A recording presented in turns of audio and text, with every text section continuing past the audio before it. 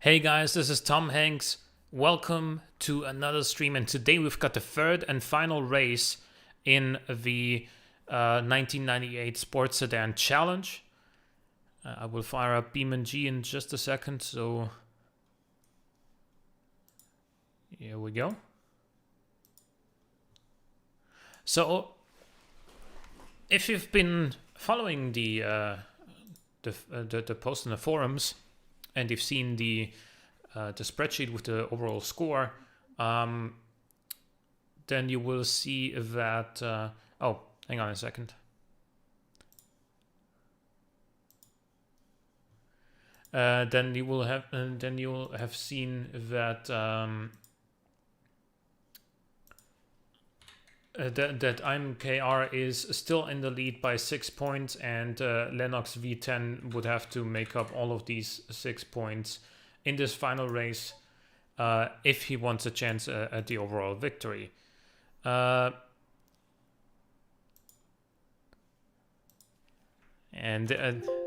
there they are, both of them, IMKR and Lennox V10. Hey guys, how's it going? Oh, yeah, I have to switch there. Sorry.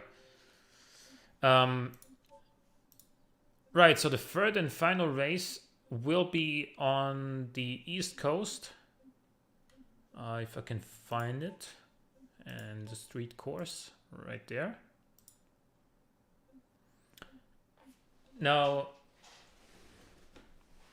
because I liked the Mara last time, and yes, it was eliminated. And it won't be getting any points even if it plays as well here. But I wanted to see how it does here. So I'm going to drive it as one of the warm-up cars. Again, the time won't count. It's out of the competition. I just wanted to see how it does. Yep. But let's begin with my own car, starting with the decidedly worse one of the two. Of the two cars that I made anyway. And then, so I'll warm up with my two cars, followed by the Mara, and then we will do the remaining cars in the competition in the reverse order of the current overall standings.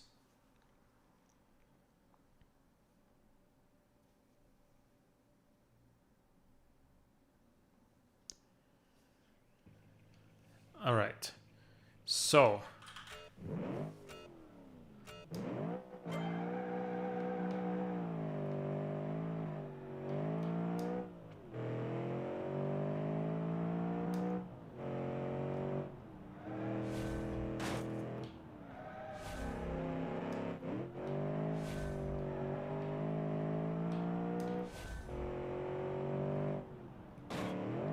I have to brake there a little bit, because otherwise the jump will damage the suspension.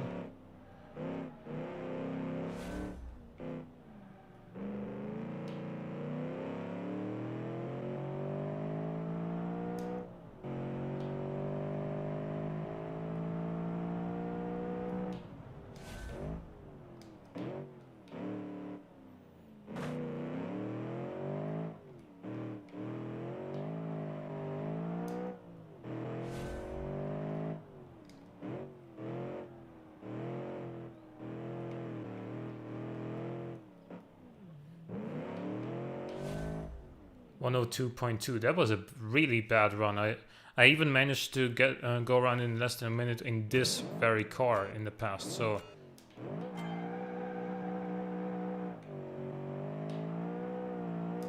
let's go again. Hello, John 287.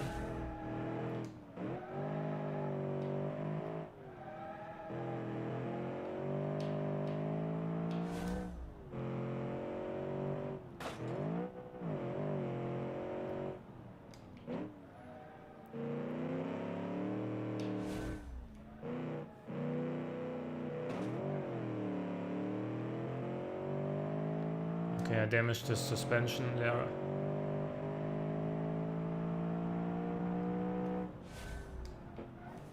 Yep, I'm gonna spare you the details of what happened there.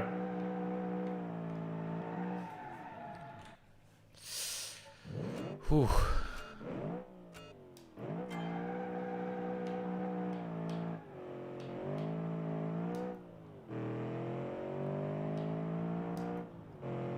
Okay, flat out over the jump, you say?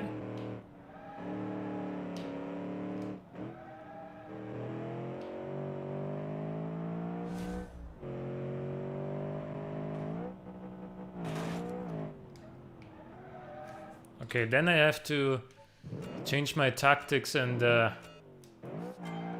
figure out the new breaking point for... Jesus, dude.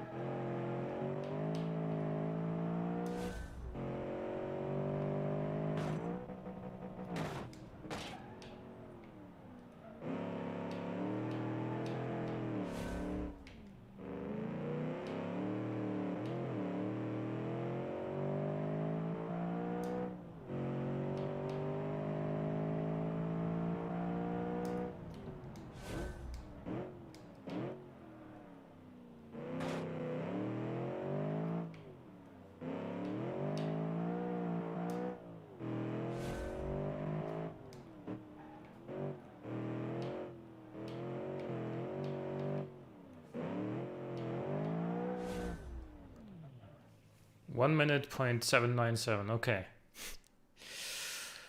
Whew, yeah.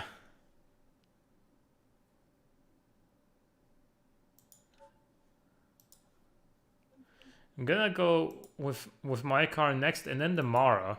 I'm really curious to see how the Mara does there, because... I mean...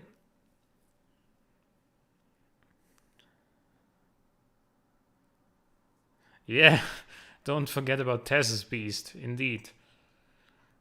That's gonna be fun. Good morning, Deuce the Truth. You didn't miss anything other than my own crappy car. I have two cars and I only just started warming up in the one that's worse out of the two, so this is my second car, and then we're also gonna see the Mara afterwards. And then we're gonna get to the actual competitors.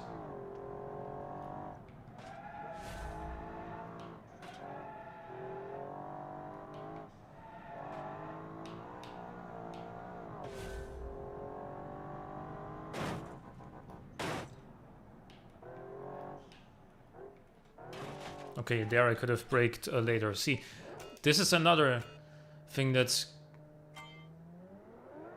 gonna be difficult to figure out, the braking point after the jump, because you saw that clearly the other car jumped further than this one, even though this was going faster in the straight line before it. And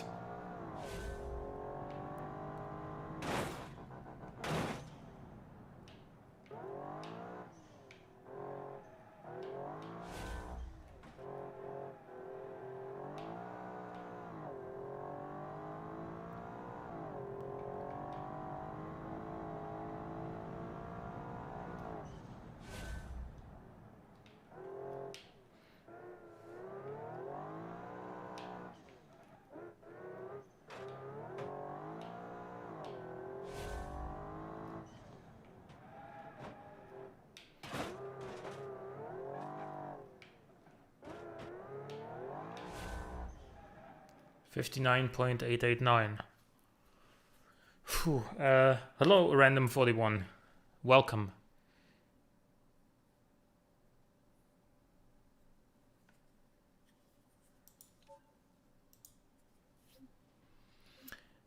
And now we're also going to see the Mara, which is eliminated. It's out of the competition. I was just curious how it would do here. And of course, the time that it does won't actually count towards the leaderboard. So don't worry, even if this hell, even if this would theoretically come first, it won't count. So I doubt it will, but let's just see.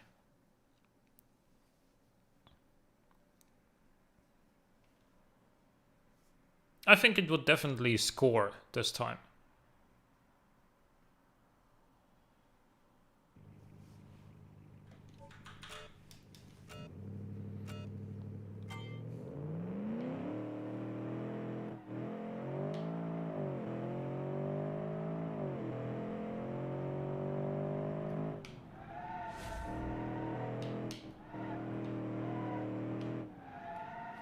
Man, that was poor driving on my part there.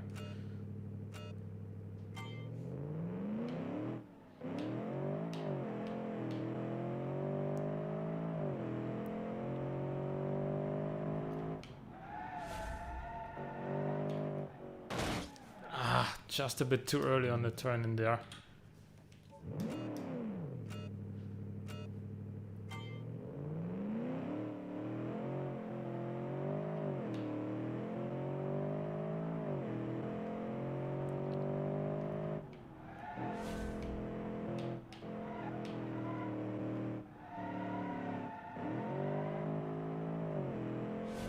It doesn't actually feel like it understeers that much.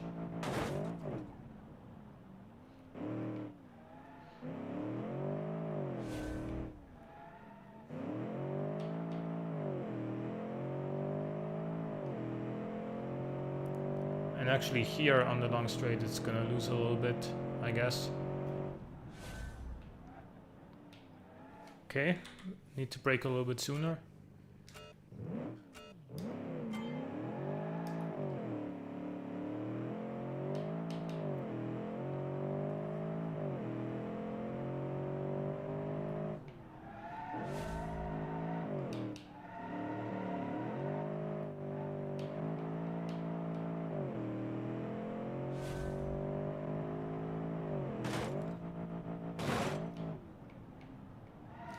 Okay. That was not the right braking point there.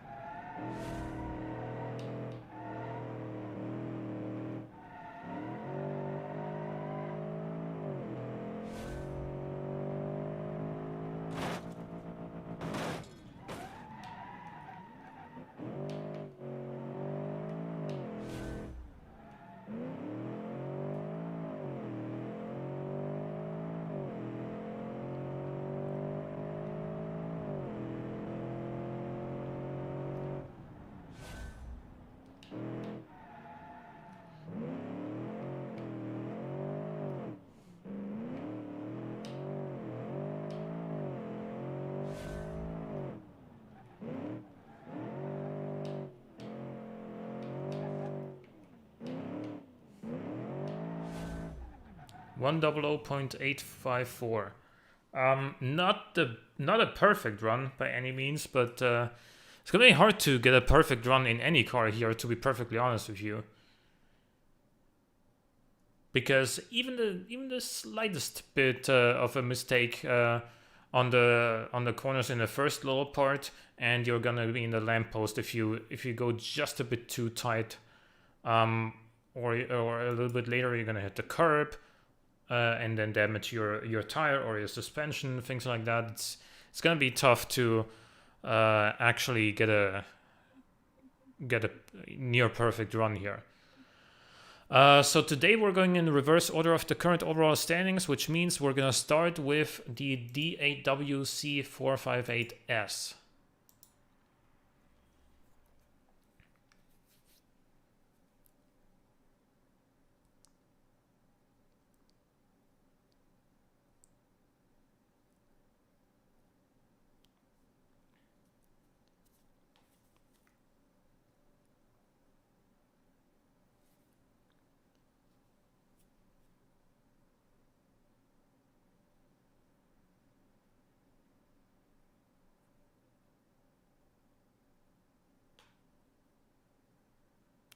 I think we'll see a surprise from lower in the pack. Just looking through the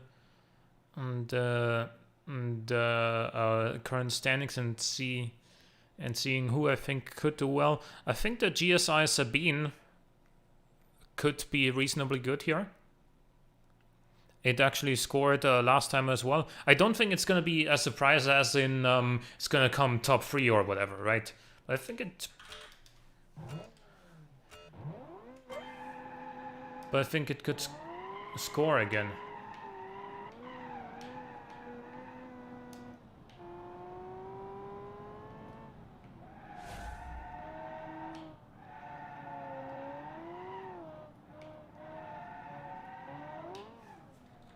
Okay, and the suspension is gone now.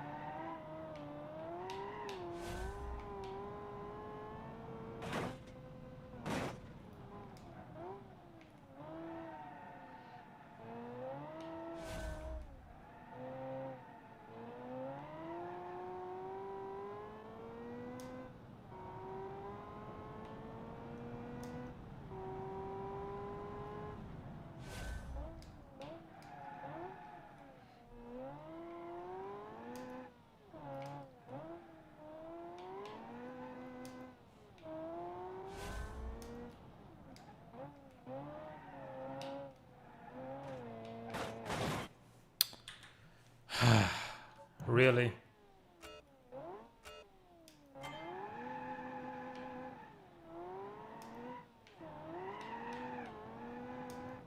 It was like perfectly wedged in there as well.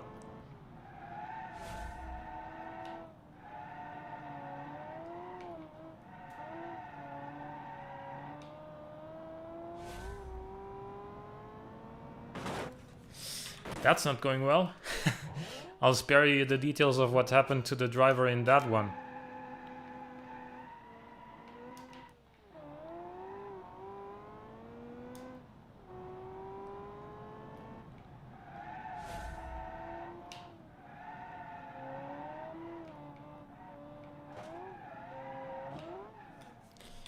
Just a bit too fast there.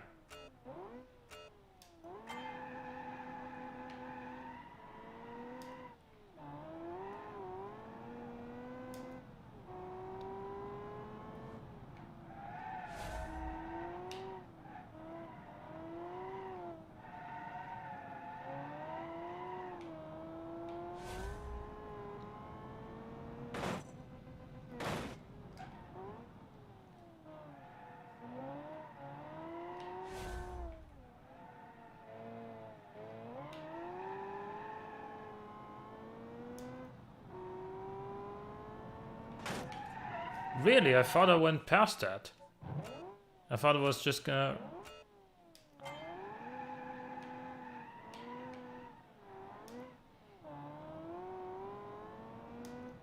Anyway.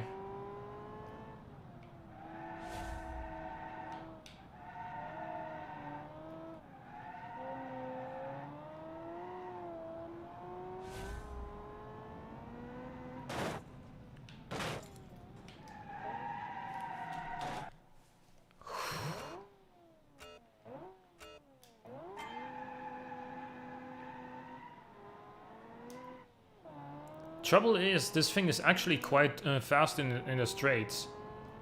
462 horsepower.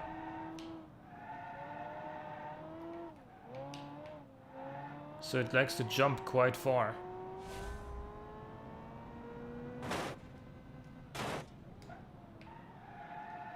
And then it had this sort of secondary bounce this time, which it didn't have. Which it didn't have before, so... Apparently it also depends on like where you hit the jump, like whether you're going more in the center, whether you're going more left or more right.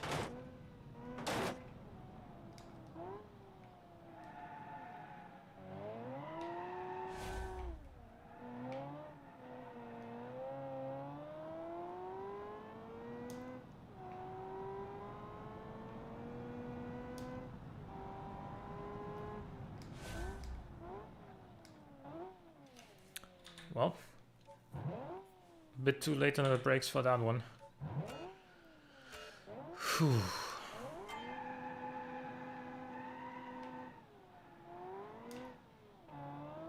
This track is actually quite hard to lap consistently.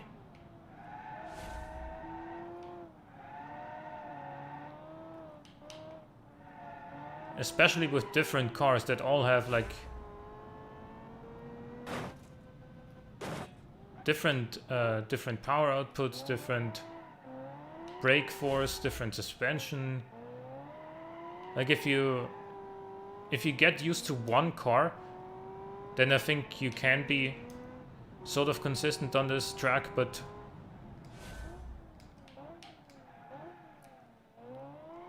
because then you know your braking points, you know your, well, most importantly your braking points actually.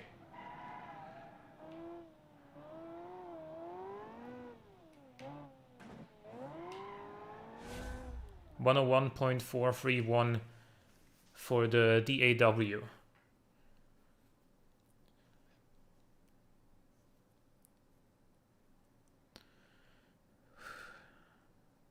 Top Gear doing a remake of the Transporter.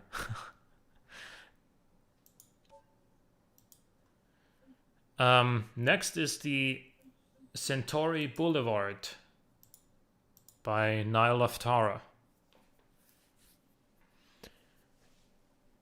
which I think, second to last place, is not a good representation of where I think this car should go.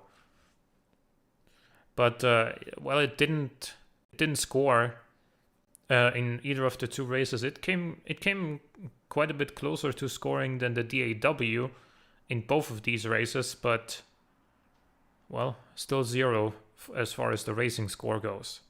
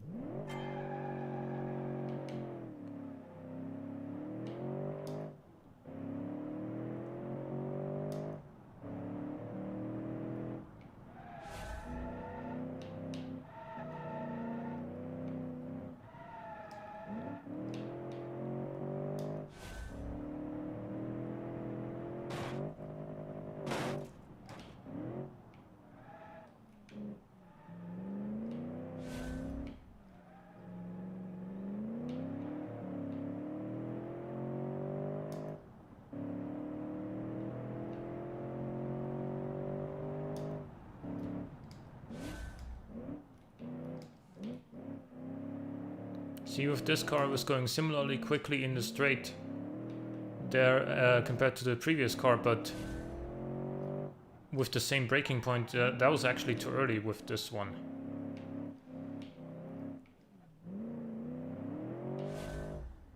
.772. I'm gonna grab some popcorn. Yeah, I think that's a good move there, I guess. We're probably gonna be here for a while today. Next is the Vitek Phantom by Vecto.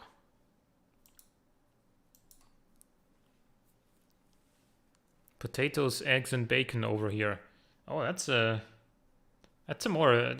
much fancier kind of choice there. Is it baked potatoes with bacon and egg?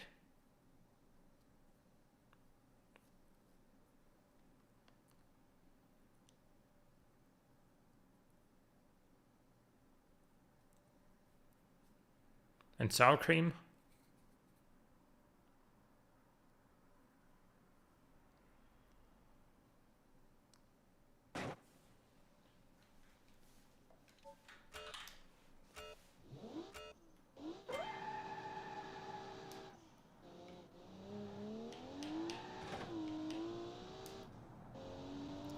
Okay, so this one we might actually damage the suspension on the jump because it's got such low ride height.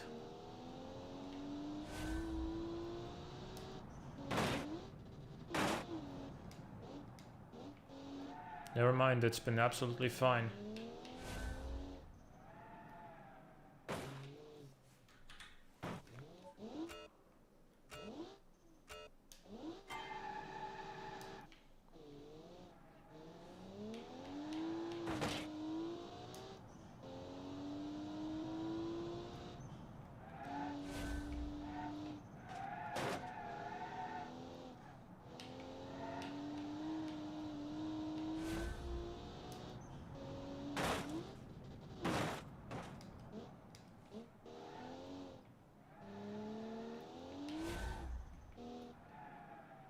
Man, here in that particular corner it understeers quite a lot.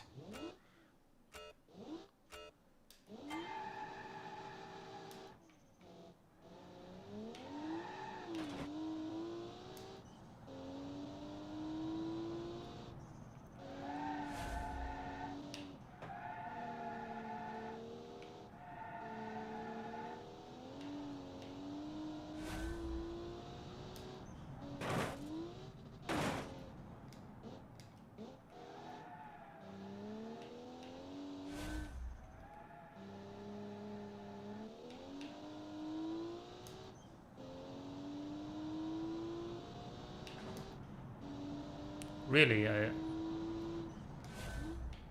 still clipped that.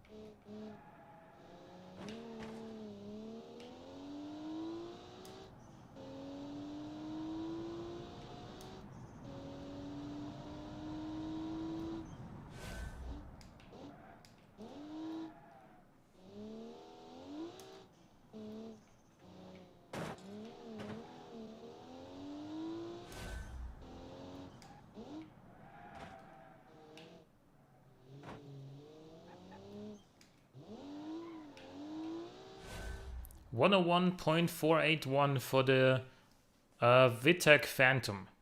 Just behind the DAW, actually, which still leads out of the first 3 cars we've seen.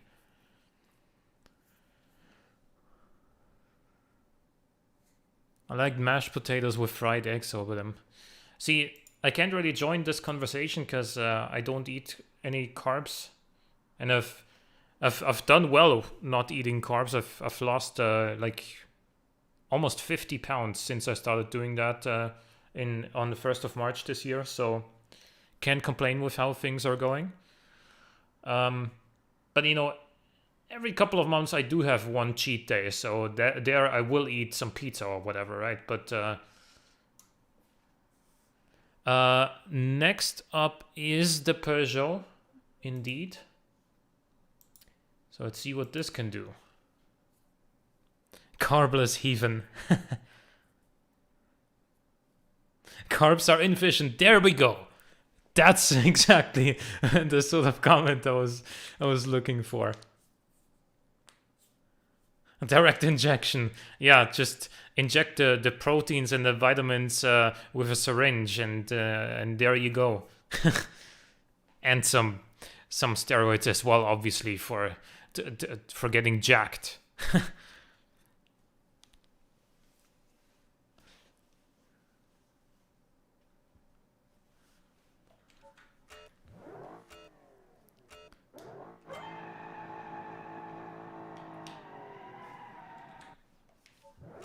Let's try that again.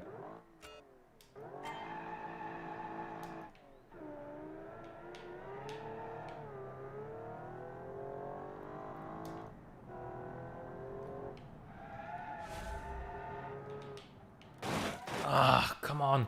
See, this is also the thing. Like, each of these cars has different response to the steering as well, and so when you finally figured out one car and exactly where to turn in with that car, and on each corner, and you finish the lap, and then you switch to the next car and it's different, and then that happens. And the margin for error on these corners is much tighter than it was on the other tracks, so that's why.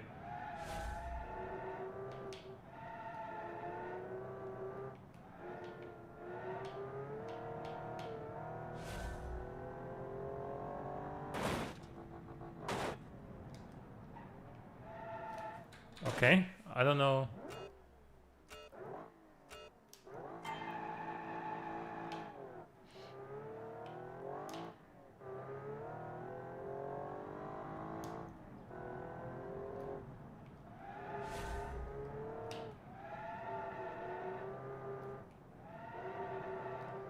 So yeah, this driving all of these cars around here is just as much of a challenge for me as this whole thing was for you guys, if not more so.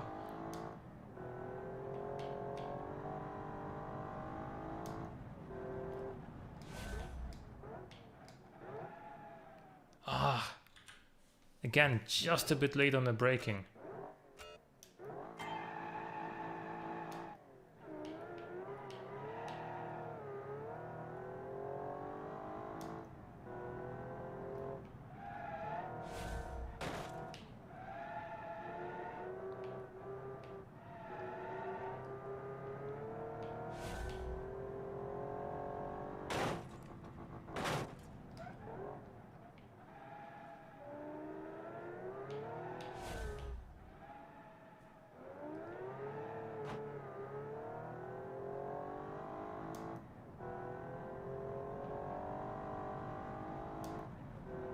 So let's brake here.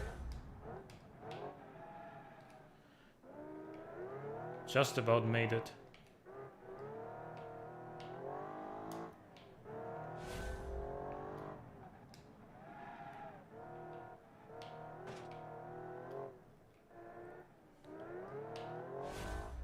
.892, taking the lead. And almost the exact identical time to my own car. So that's a strong effort from the Peugeot.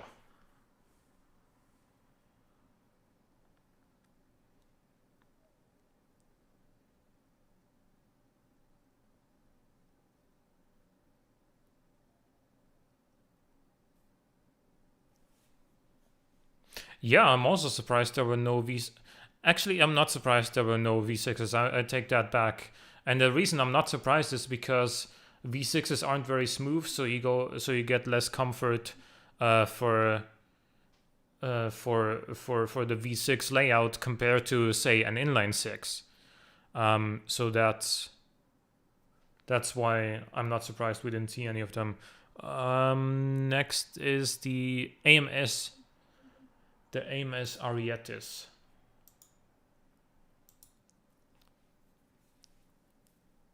Do V6s have any advantages over inline six other than length? Not really, no. I mean it's packaging. So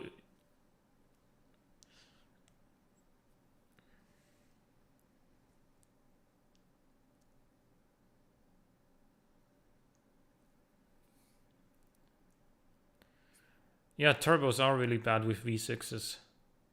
At least in automation. Think they're more reliable than inline sixes? I don't think so. I think if you went with the exact same engine and only changed engine type between V6 and inline six, then they should be like pretty much identical.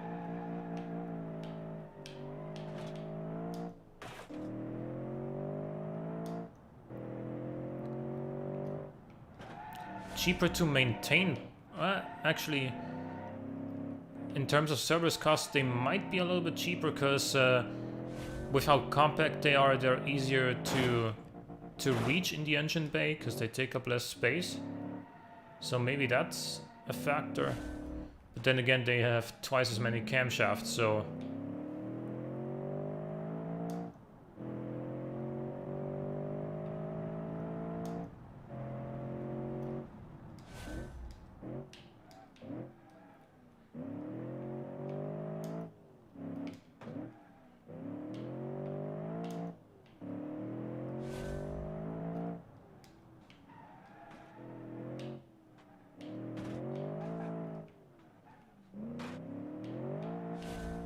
$101.164 for the AMS Arietis.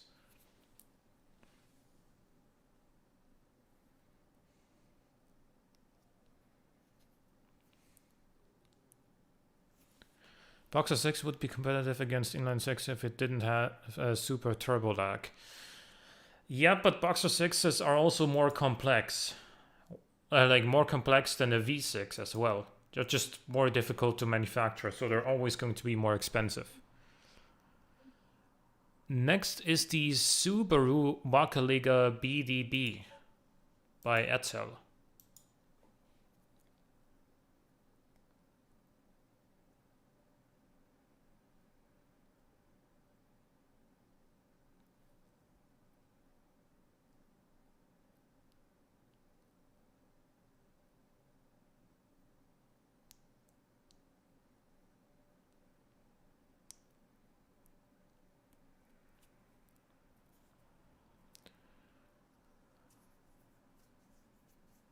So this thing did actually score reasonably well on the first track, on the Automation old racetrack, where it came 8th. So we're getting to the cars that were on the board before, but I think the Peugeot might upset some cars. That was a strong effort.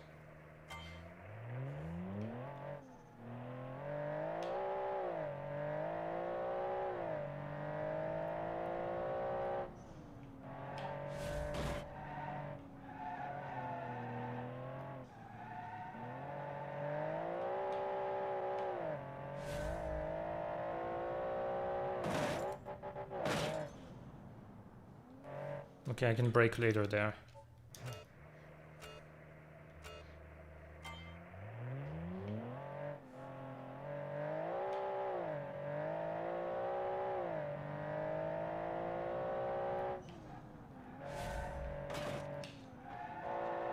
I did the exact same thing as last time.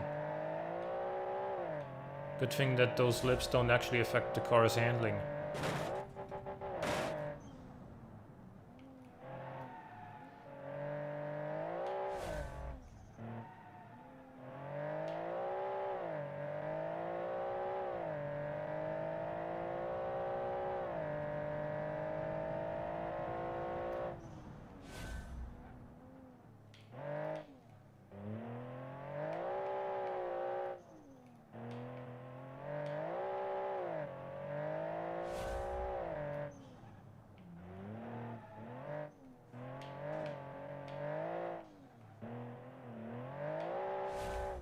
And the Subaru takes the lead with a 59.282. Wow. I mean, I think that part of the reason why this was so quick is, as you could see, we could actually brake quite late after that jump because it landed early and we could still keep accelerating where other cars may have already needed to brake. And so that is definitely part of the reason why this was so quick. Interesting. Next up is the GSI Sabine, right here. Now, before we started the race, like in the early talks, I said that I think maybe this could do a decent time, but we'll see about that. I did find it to be quite like well balanced on the on Hirochi, but obviously this being a street course, there's going to be different grip levels yet again, and of course how well it does over the jump is also going to matter quite a lot. And guys, don't forget to leave a like if you're enjoying the stream, so that would really help out.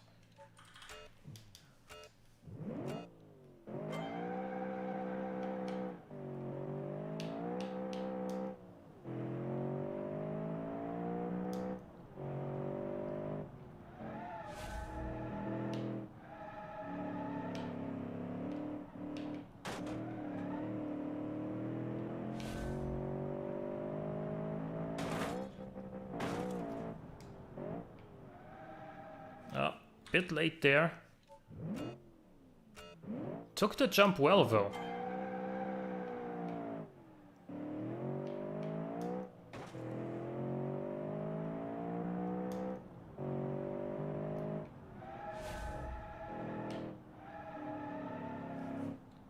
Bad line through there.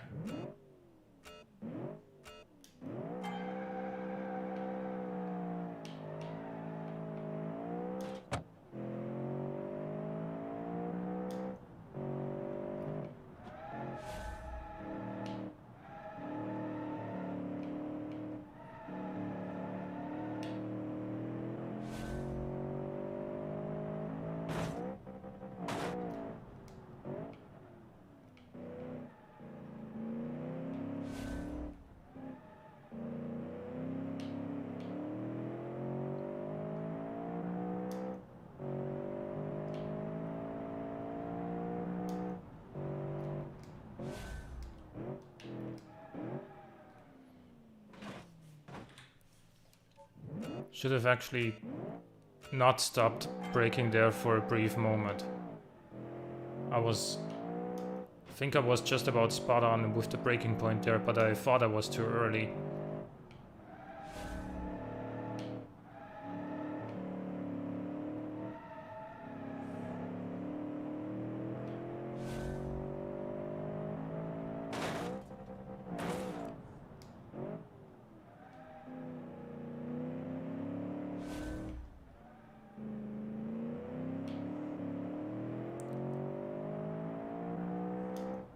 But the car is still very well balanced here, nicely composed and everything.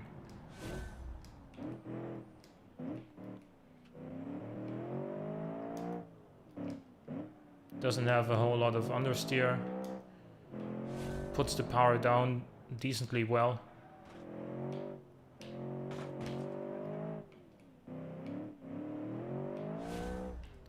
One minute 0.097, which is third place for now.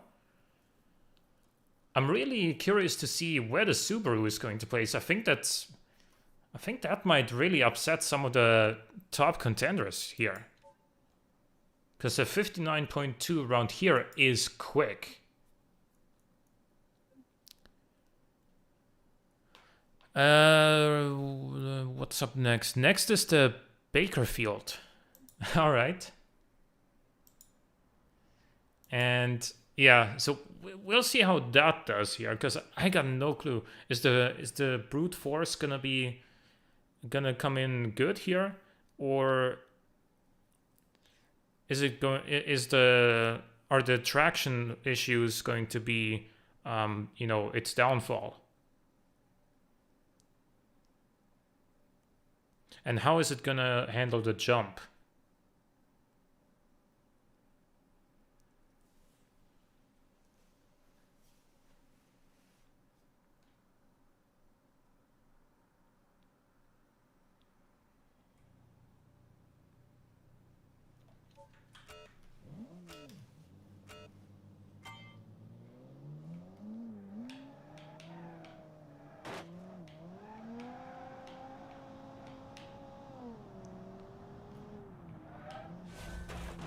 Well, the thing is, again, the grip levels here are different again than at Hirochi.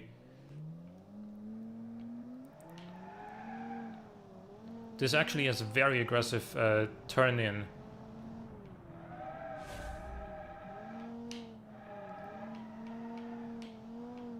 It just brings the back round, and then you gotta balance it from there. That might have been the biggest jump that we've seen. Can I even go flat out over the jump in this? Because as you could see, it had quite the secondary bounce afterwards as well, so I don't think we can go flat out over the jump in this.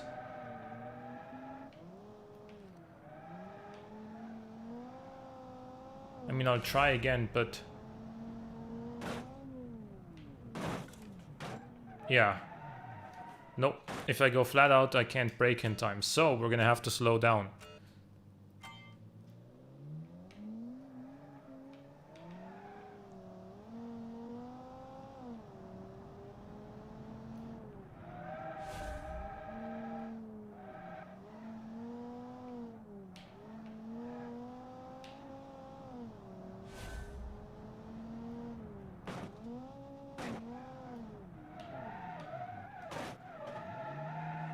Oh, yeah, the advanced auto wouldn't downshift.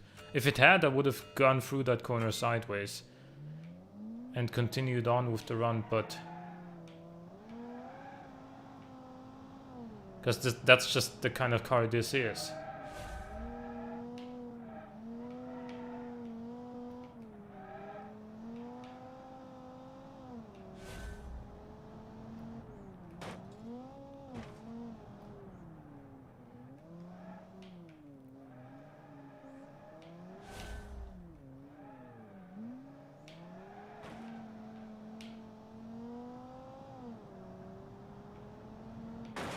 Ah. If it hits a pole, can we redo the starting score?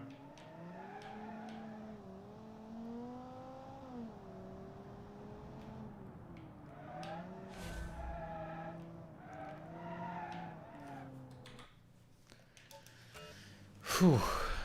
Strap yourselves in, guys. We're gonna be here for a while.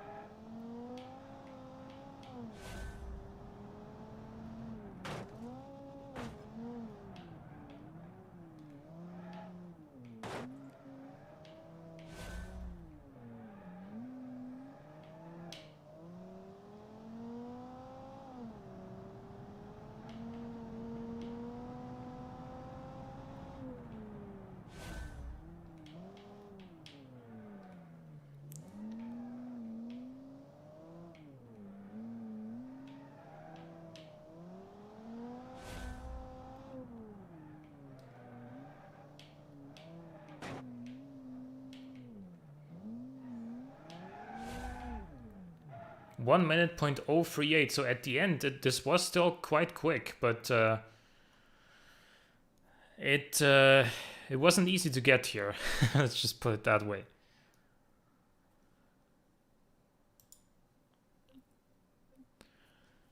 Next is the Wohlhabend Vorstandsklasse Sport V8 by Hugo Oyon.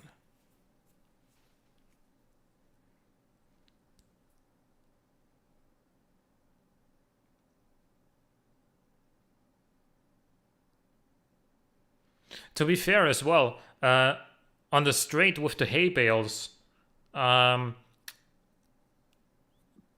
was braking earlier than I needed to. I thought I needed to brake a little bit earlier than with the other cars because this thing is so fast in the straights. But actually that ended up being just a bit too early. And so the braking for that upcoming corner wasn't perfect. But yeah, we'll see how the other cars do here.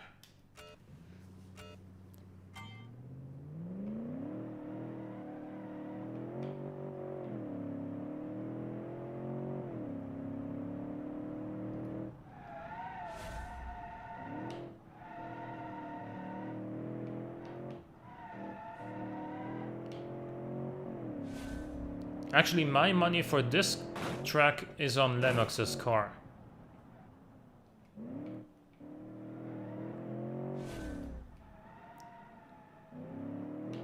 Because it is quick in a straight line, not the quickest, but still competitive. And it's got great brakes. It handles very well and can put its power down better than the other top cars. So that's who my money is on.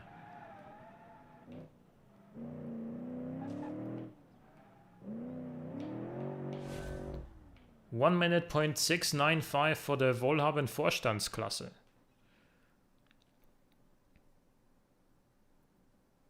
Get me third, Tom. Third overall? I don't think...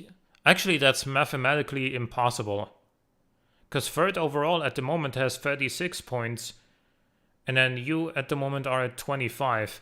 And you can only get up to 10 points in a race.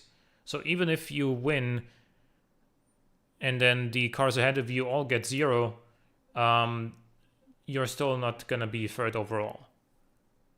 Oh, this race. We'll see. What's up next? The Matsuma Tiger GT is up next.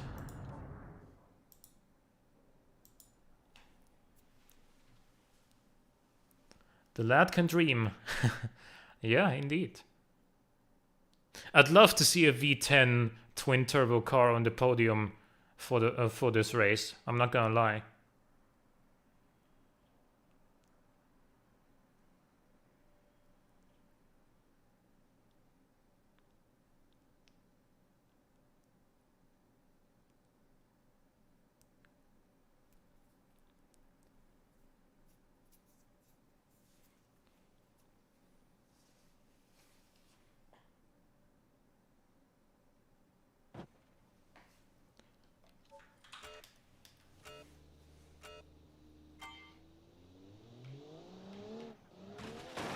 Okay.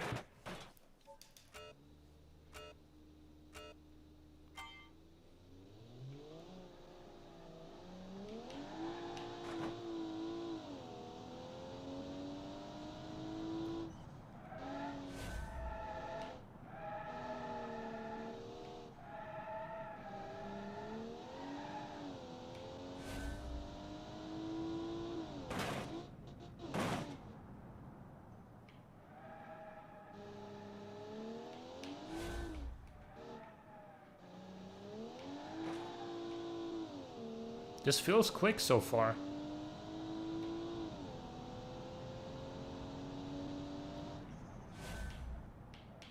And that's late on the brakes there.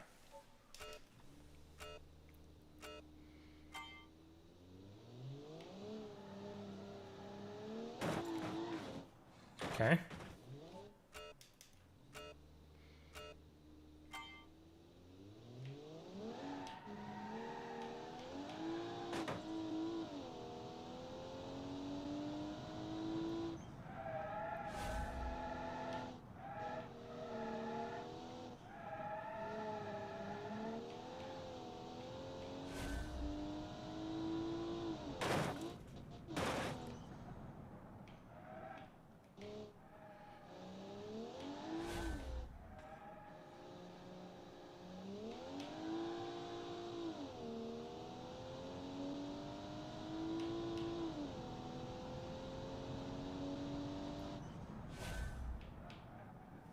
And that's also late on the brakes.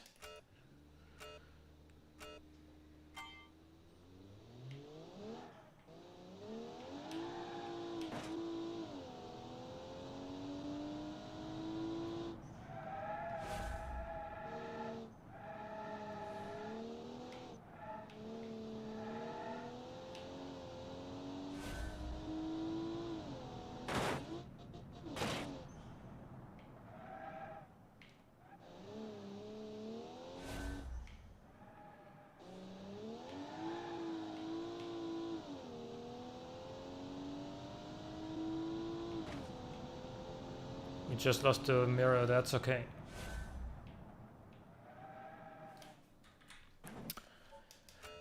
Can I just, like, not mess up for once?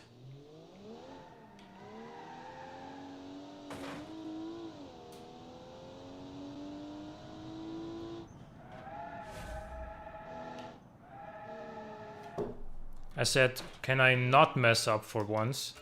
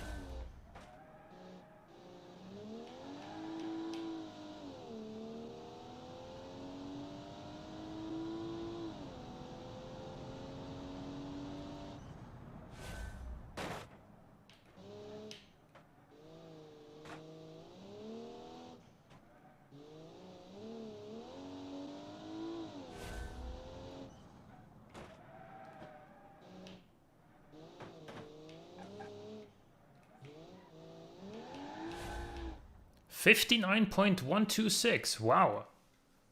New leader. Taking the lead off the Subaru. And with, how many more cars to go? With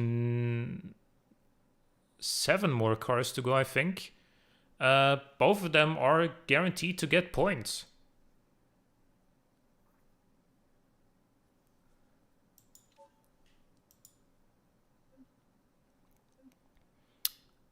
Up next is the WMD TR1.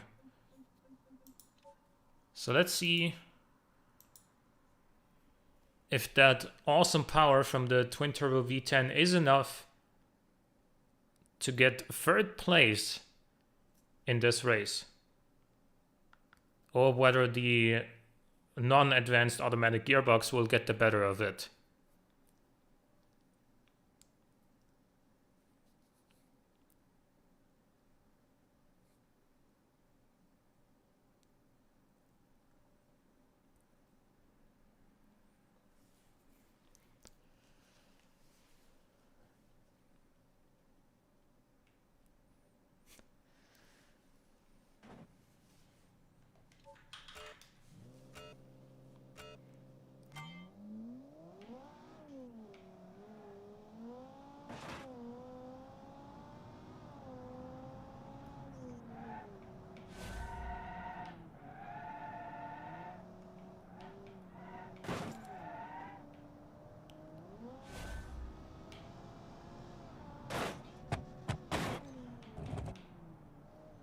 Okay, so very good jump. I could have braked way later there.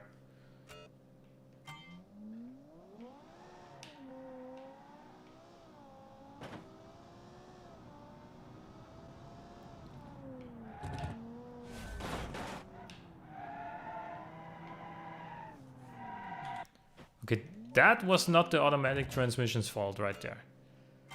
That was my own fault.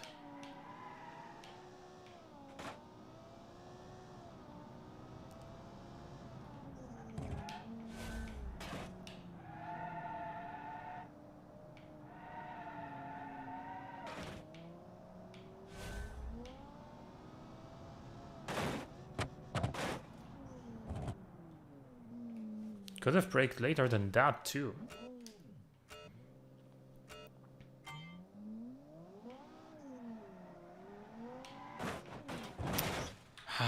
Come on. Why does the first corner on this track have to be such a bitch?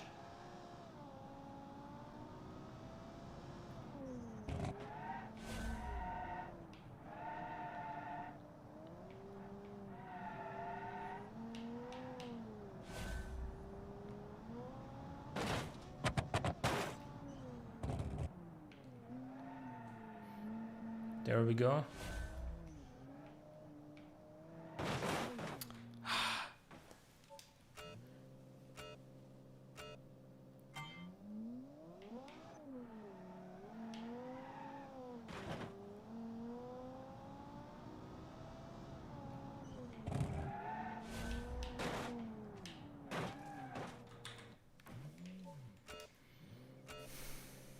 Confidence inspiring.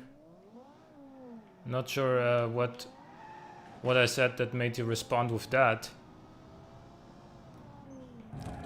The car feels excellent here, to be honest with you. It's just that, again, with how slim the margin for error is on this track compared to the others, adapting from one car to the next is really the main challenge here. Because every car handles a bit different, every car has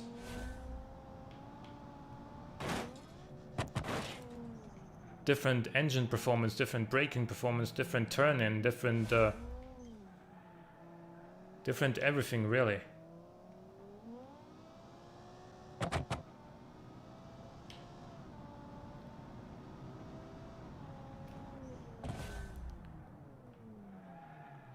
Oh, that was almost the right braking point already, because I feel that the brakes on this are actually really good.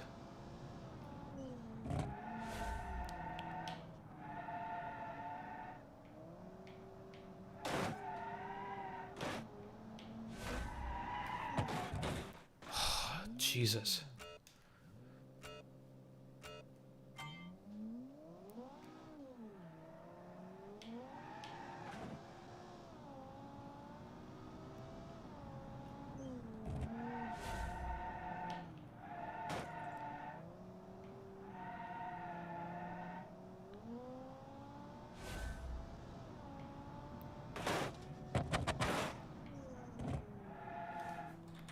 Well, that was too late there.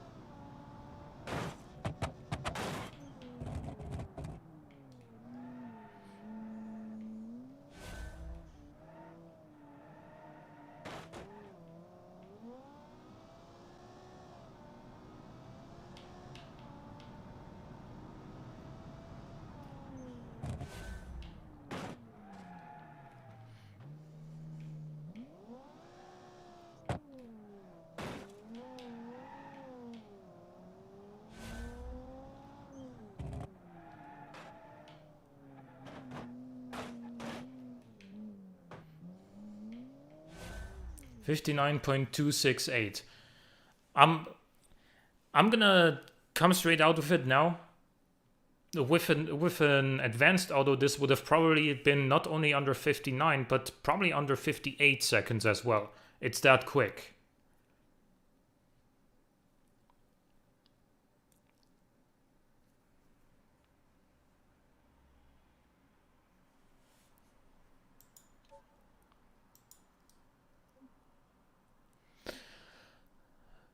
Next is Aaron with Pizza's car.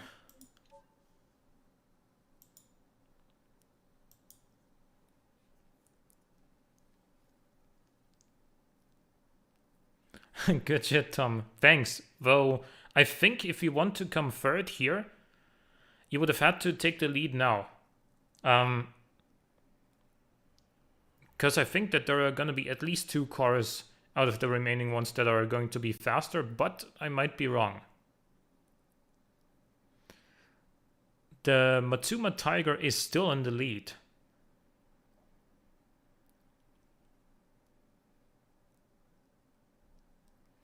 Yeah, this one's gonna be interesting. Yeah.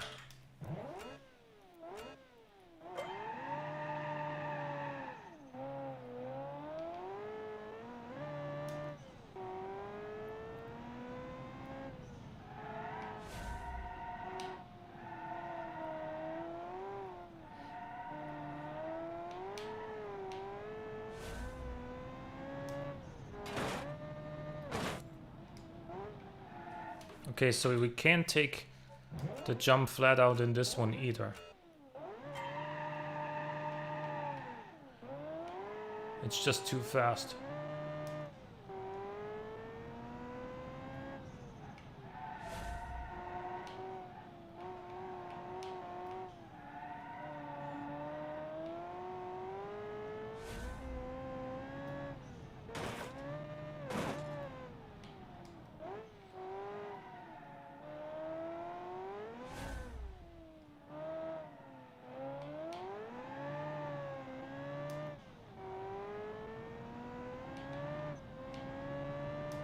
It wanted to kill me right there.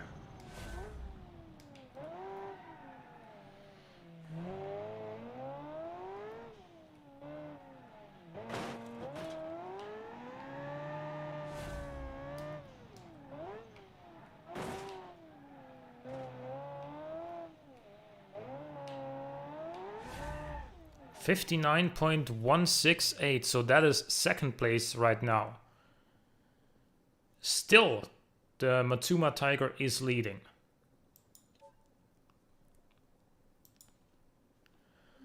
Whew, this took me way fewer attempts than I thought it was going to. Anyway, next up is the where is it? The Kehita Havela 4.0 Megasport by Costco.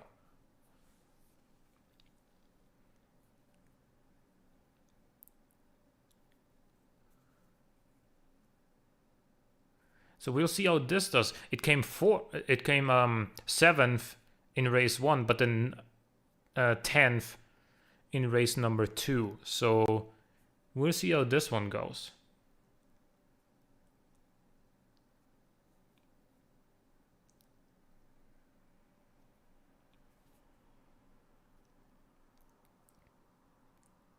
And now there goes the Bricko. Hopefully I don't break the car. Badumts.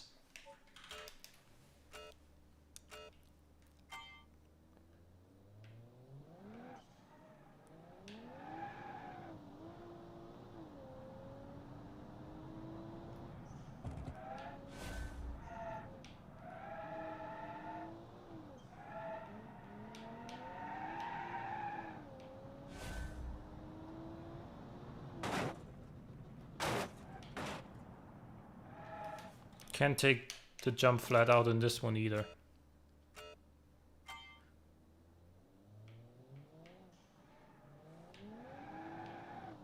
First gear is way too long for the launch in this one.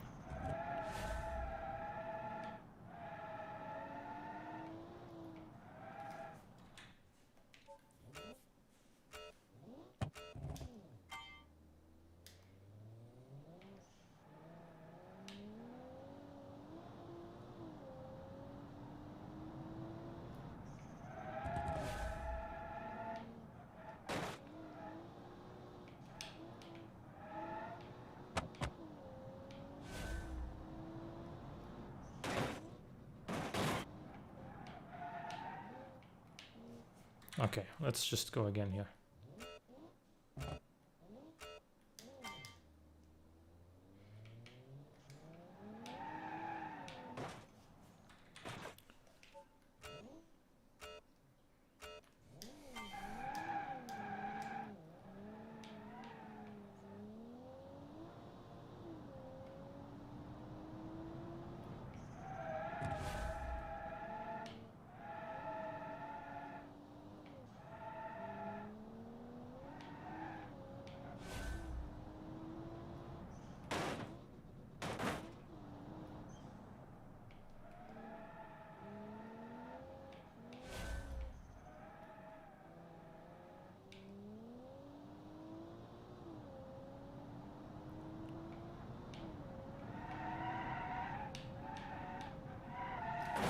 Man, it started fishtailing on the straight there.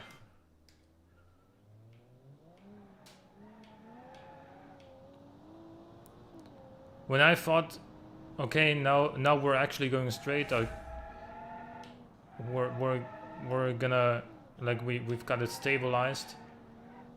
We didn't.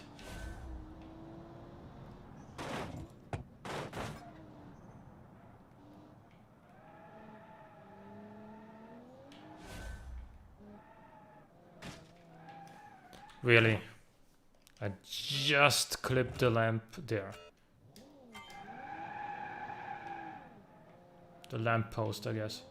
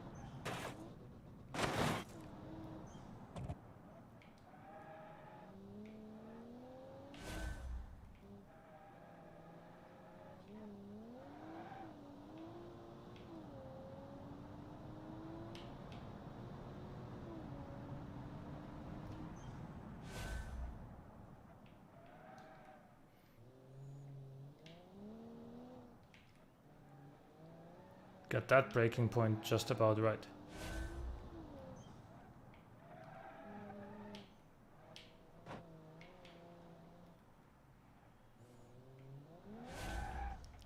One minute point 427.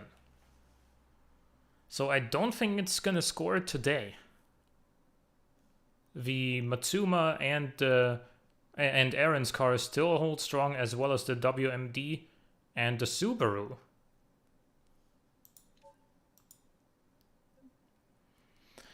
Next we've got the TMC Gehenna.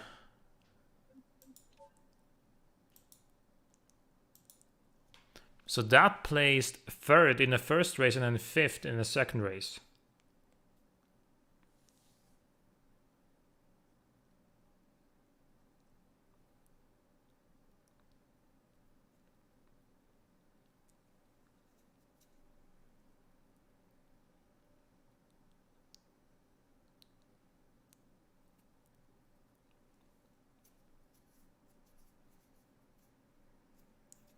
And function headlight, taillights, and other does add very small weight, even not for.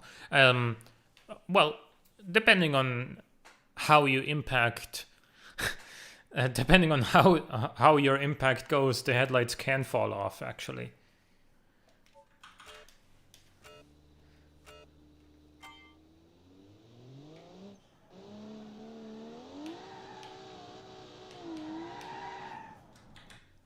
Okay.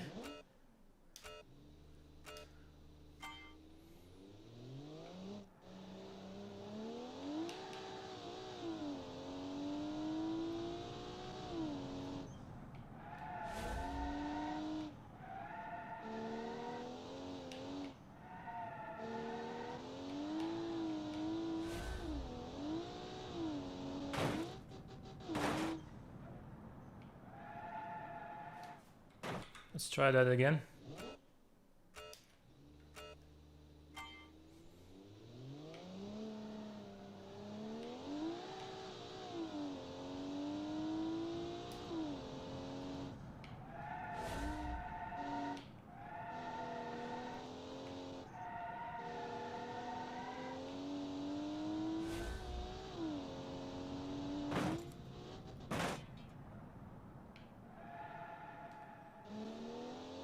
Just about got it slowed down in time.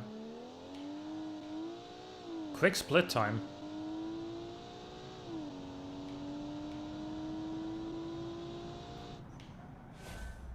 Rapid acceleration. So quick that I have to brake earlier with this than with the other cars.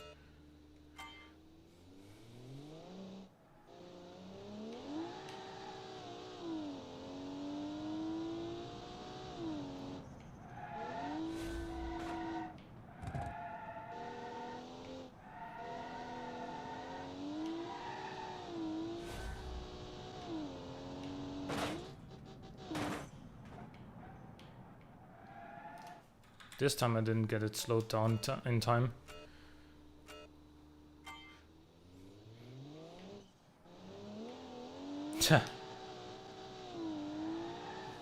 Those brake lights are indeed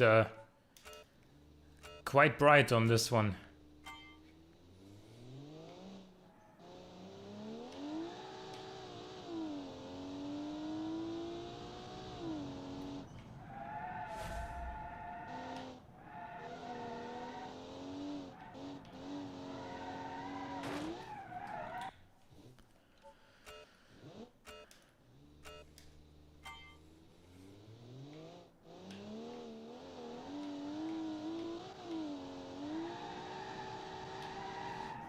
Come on now.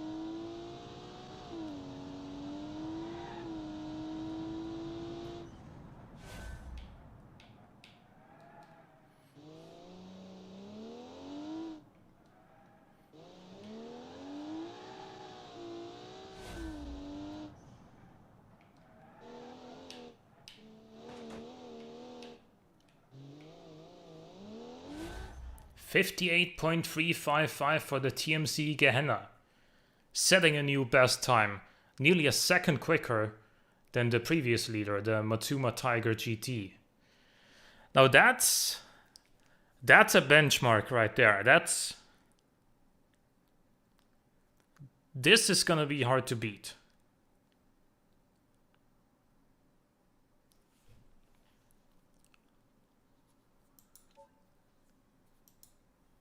It can be beaten, but and we've only got 3 cars left after all the top 3. So if anyone can beat this car, it's gonna be one of those 3. First up out of the last 3 that we have is the Placard Admiral GT by Teacup. Yep, indeed you are.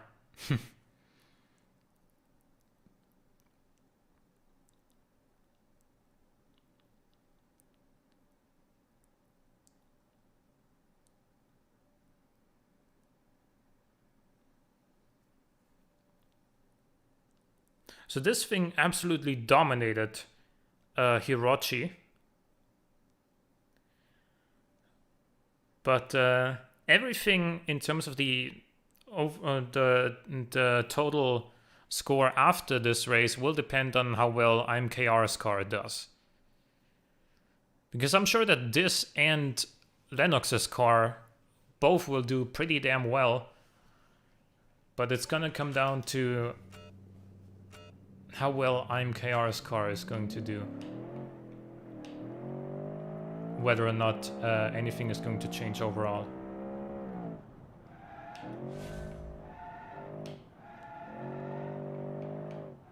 Again, like, getting adjusted to each and every car that handles differently is the main challenge here for me.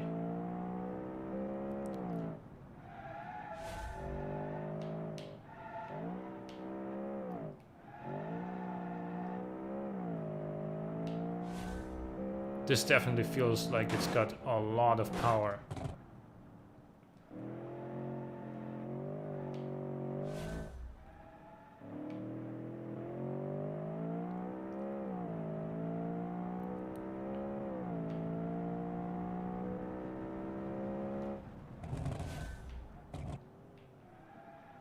Even that was too late with the braking point. Wow. I mean, I know the car was flying and going faster than pretty much everything else on that straight, but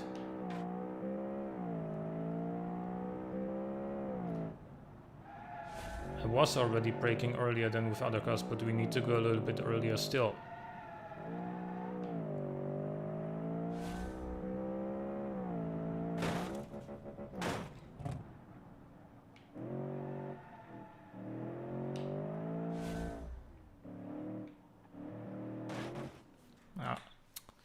My bad on that one.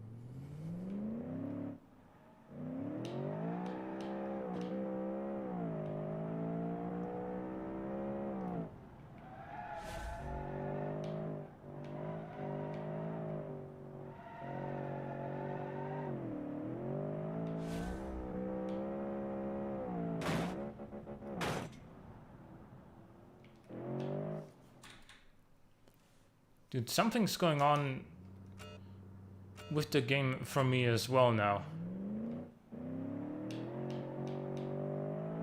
My FPS are tanking for some reason.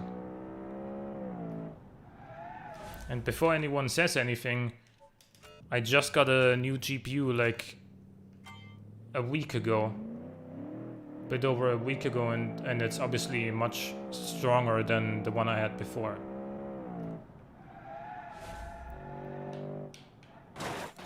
Jesus.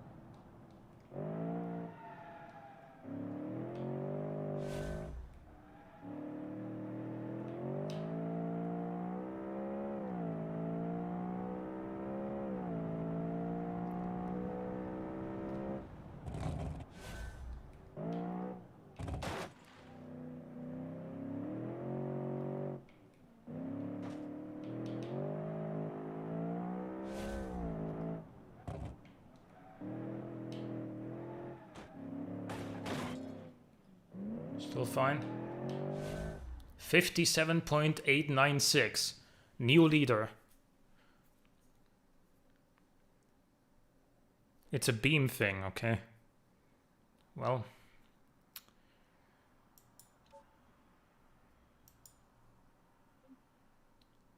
Quick. We have 2 more cars to go. The Megacom is up next and it's right here. And then obviously, last but not least is gonna be the Never Gonna Run Around and Desert You.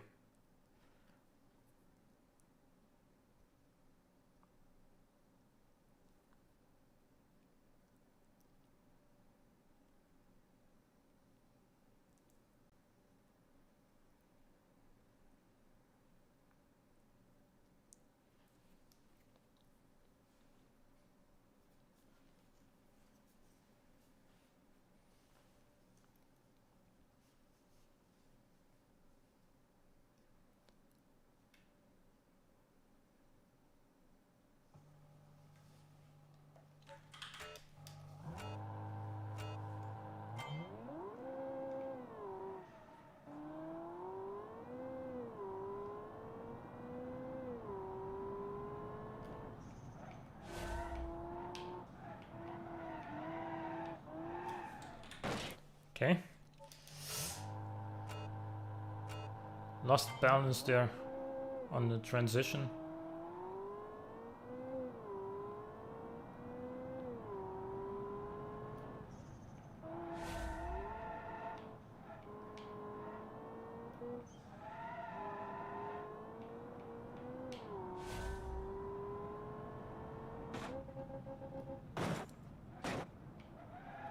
Okay, so this bounces too much. I can't go flat out over the jump with this.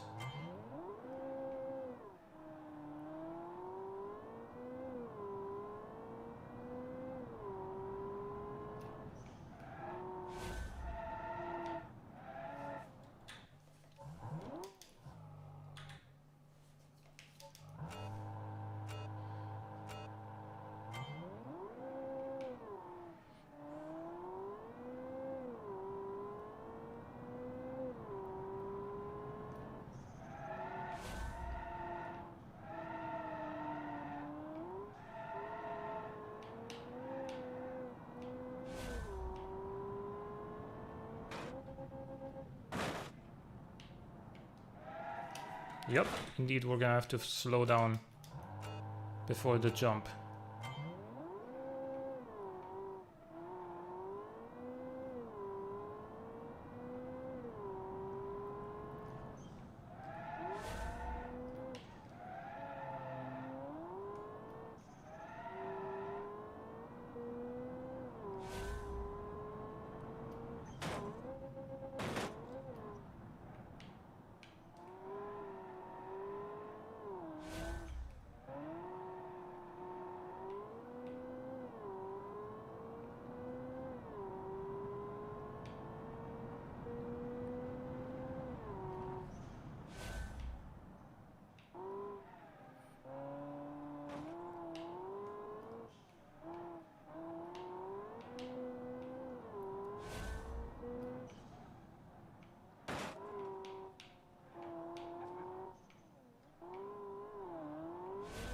And that's a 57.621, taking the lead off of the placard.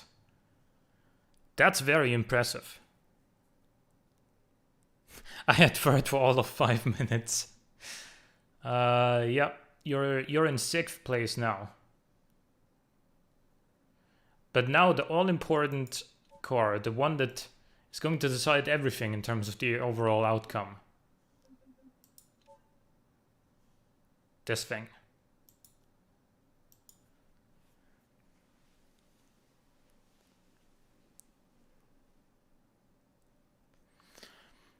So, this needs to come at least 6th. So it has to beat 59.268 if it wants to be the overall winner. It's doable. Like, this car has performed very well in the first 2 races, especially in the second one where it came 4th. But, you know, East Coast street course is another type of track, and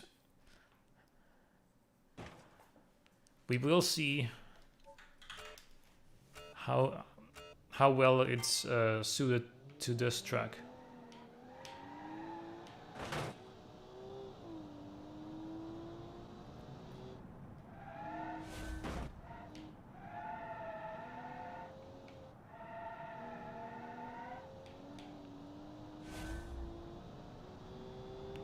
Seems quick so far.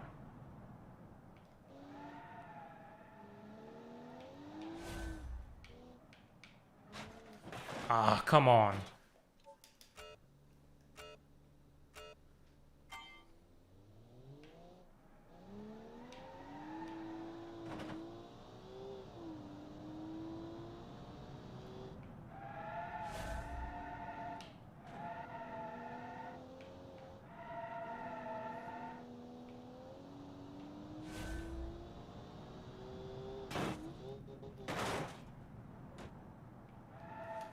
Okay, that was a botched run anyway.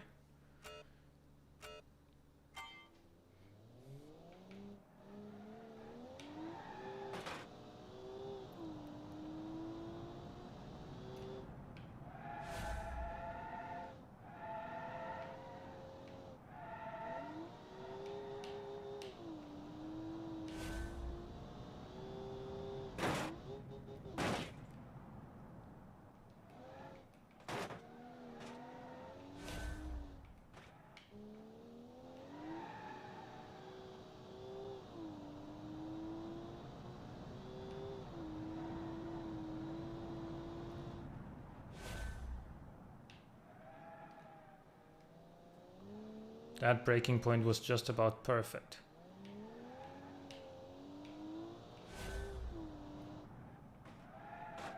Oh, come on. And then it apparently accelerated so hard that I couldn't slow it down in time for the last little chicane.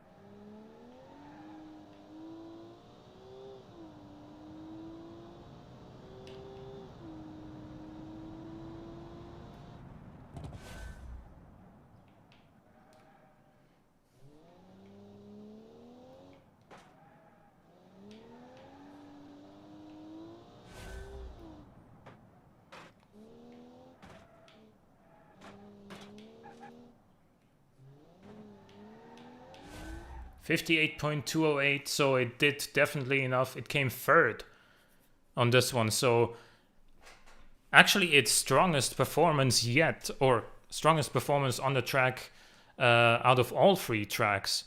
So congratulations to IMKR for the overall victory. I'm gonna quickly sort the spreadsheet here. So we can do the points.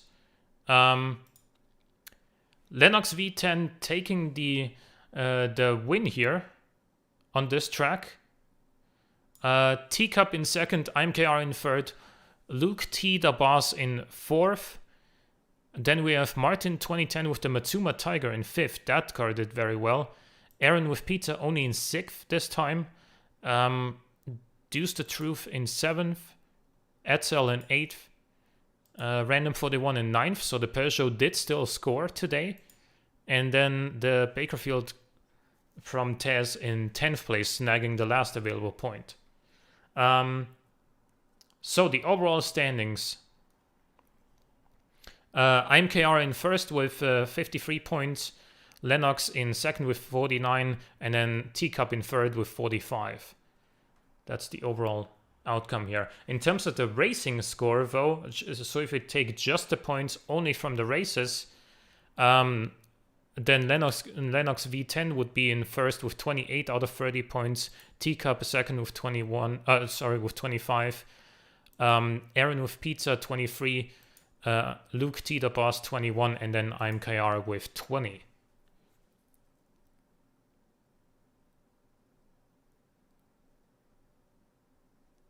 So, good job to all of you. Thank you for tuning in. It's been a lot of fun, and it's definitely been like the fact that we had both automation stats mattering and then also the BeamNG performance, and kind of seeing the dynamics between, you know, the strengths and weaknesses of each car has been pretty fun. At least it was for me. I hope it was fun for you guys as well. And so, yeah. Hope you enjoyed, and I hope to see you in the next challenge, which will take place in the new year. I will take a break from doing challenges over the holidays, but I might still stream once or twice, maybe make a video or two. Who knows? But but whatever I decide making over the holidays, I'll let you guys know on Discord, and I hope to see you in the next one. Bye bye. Have a good one.